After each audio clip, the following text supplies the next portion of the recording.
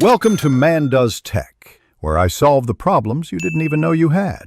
You start by confirming the live server extension is installed, then open VSCode settings JSON.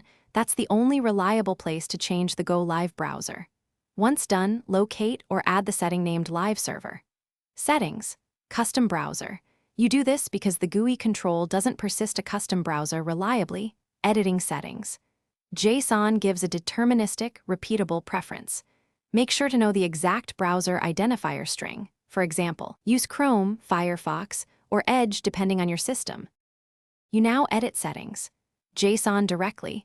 Open Command Palette, run Preferences, open Settings, JSON, and insert or update this line, Live Server. Settings. Custom Browser. Chrome, replacing Chrome with your target browser. Do this because Live Server reads that key to launch the chosen browser when you click Go Live. After saving, close any running live server instances and start Go Live again so the extension reads the new value. If you use a custom path or profile, embed that token exactly as required by your OS. You finish by restarting live server and clicking Go Live to verify the selected browser opens. If it doesn't, inspect the extension output panel for errors and double-check the exact token in settings. JSON, mismatched names are the usual culprit. Once confirmed, make sure no other extensions override the launch behavior.